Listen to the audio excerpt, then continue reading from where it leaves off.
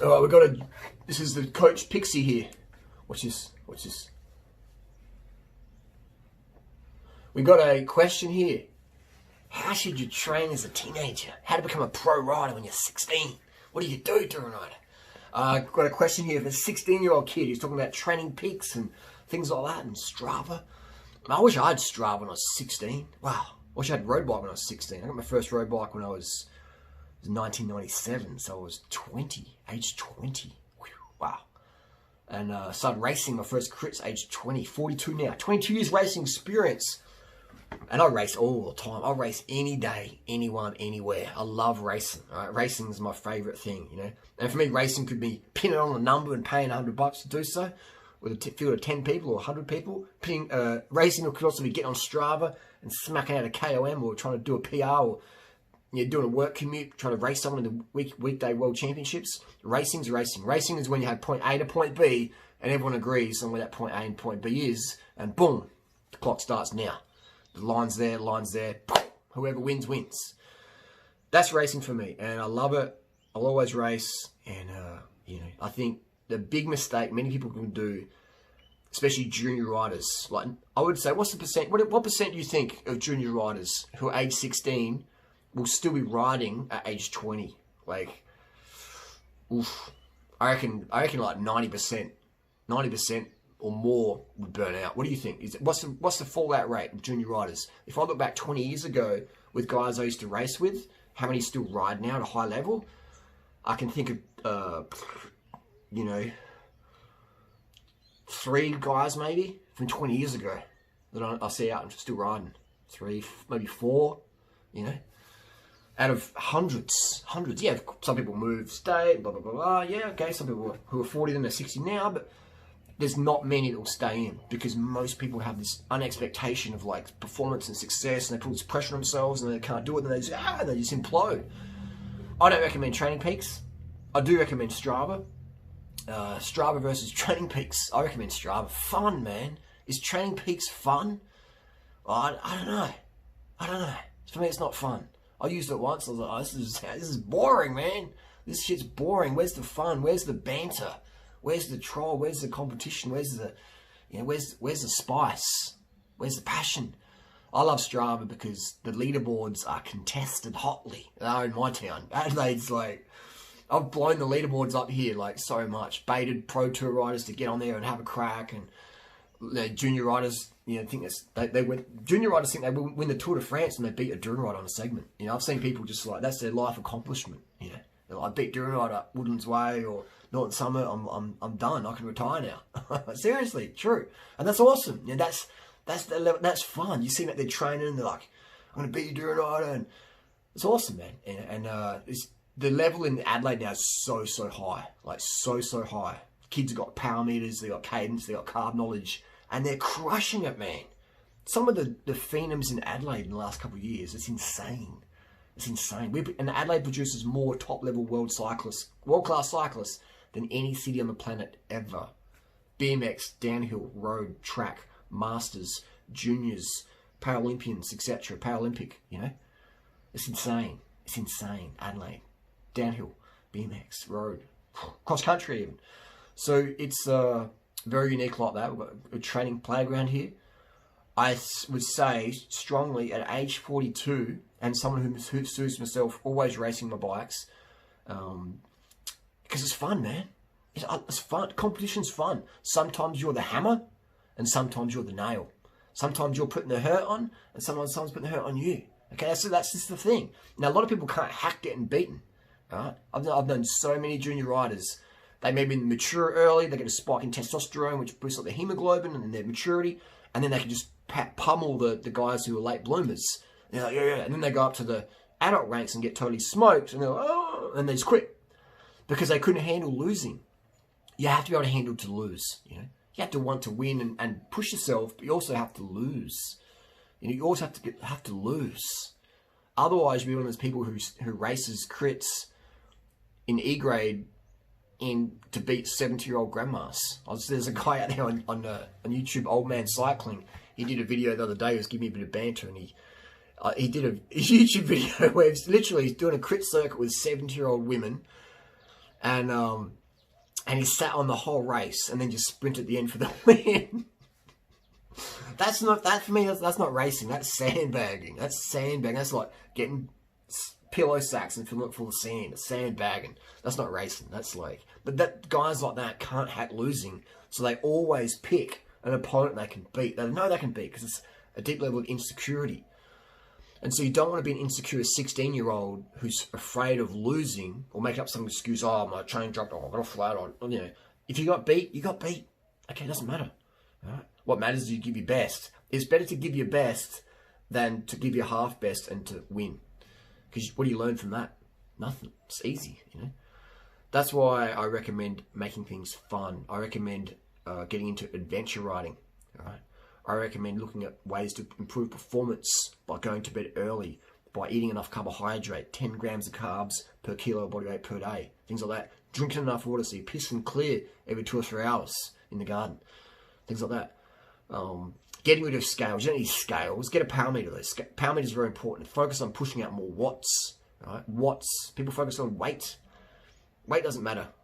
Power is what matters. Because when you focus on power, weight takes care of itself. Right? Like everything takes care of itself. When you focus on power, you're focusing on sleep, carbs, get enough carbs in, water, you know, warm up, things like that. Then everything comes from there. Right? And if you can push out power on your bike, you can push out power in your life. If you're just skinny, it doesn't translate to anything. You know? How good are you if you're skinny, getting dropped and being in a bad mood? Like, who cares? You know. But if you're got watts and you know who you are as a person is good, and people are being thriving off your presence, versus feeling, oh my god, this person's in the room again. Oh, drainbows. You know, it's not how fast you can ride; it's how you ride fast. It's not how fast you can ride, it's how you ride fast. How many people out there, junior riders, get really good and become total douches? I've known so many, man, so many. And you get these kids who've got rich parents, and they just fund them bikes, travel, everything, Cervelos, bing, bing, bing, bing, bing. And these kids get pretty good. And then they become like this little like, it's like, oh man. Yeah. And then 2 years later, they quit the sport. They quit the sport, you know? I've seen so many of those people out there. They don't just quit the sport, they quit the lifestyle. I see them driving in the car to work instead of riding their bike like they used to. So it doesn't matter if you do official racing or not, with a UCI license, cool, or whatever. That doesn't matter. What matters is if you're a cyclist for life, if you're an ambassador for cycling, if people get into cycling because of you. It's not about driving your car, you know, 100 miles to a race, racing it, and then coming driving away home. Yeah, and that's cool fun, I've done that, but it's more about riding your bike everywhere you go for transport because you just love to fucking ride, you know, and that's good for the environment. It's just a win. You know? So that's my style. That's why I love Strava. I'm fitter now, or actually when I'm training, I haven't been training much this year, but you know, when I'm fit from Strava, from doing KOMs and stuff. Fitter than when I used to race in Belgium and Europe because Strava's more fun.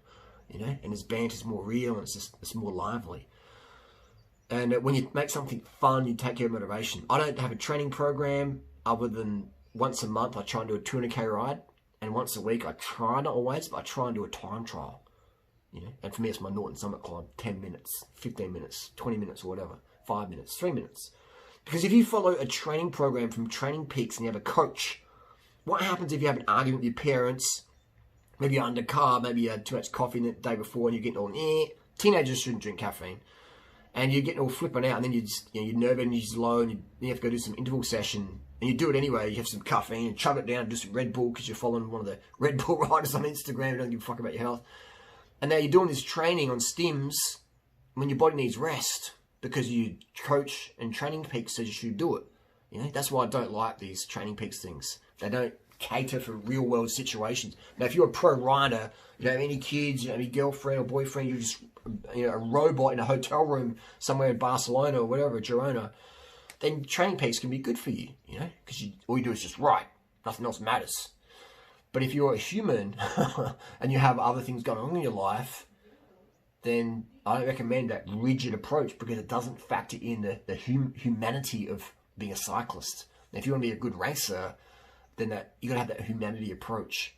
So if you're doing efforts when you're tired, all you're doing is you're wearing yourself down by having more cortisol and then lowering your testosterone, your hemoglobin, creating anemia by training when you're fatigued. All right? You want to be training when you're fresh. And freshness and recovery was the name of the game. That's sleep, water, sugar. So Training Peaks can give you a bit of insight to what's going on.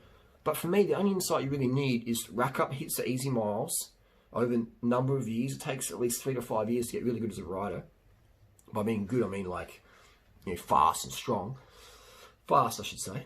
And then once a week do your time trials. And the time trials can be between 5 minutes to, just stay at 15 minutes when you're 16. Don't need to do too much. Yeah. And then all you do is you're stimulating your neuromuscular physiology, you're stimulating your ATP, you're stimulating your hemoglobin, you're stimulating your nerve recruitment, things like that. And you're stimulating your bike handling skills, get some rollers. Rollers are better than the trainer. Much better for your frame as well. You damage your carbon frame on the trainer. And so those things are really important, just to rack up the Ks, the experience of bike handling, things like that, which carry you for life. I could jump into a Cat 1 race, maybe a month's notice, do training for a month, and then boom, I'd be Cat 1.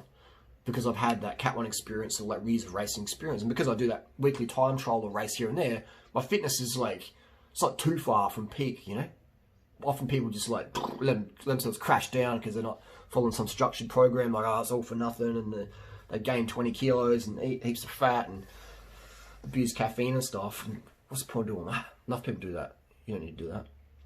So that's my tip, is just get on Strava once a week, have a hit out on a Strava segment somewhere, and if someone gets your KOM, cool, man, that's good fun. And then then you go back out next week and have a crack at it. Some people just lose their chops, they put their stuff on Strava because they just get a judgment. And I was like, if you can't put your stuff on Strava, then you've already lost, right? You won't be able to handle being a pro rider if you can't be on Strava, in my opinion. Because to be a professional rider, you've got to have a lot of pressure from the team, from sponsors, from other racers, politics, drama.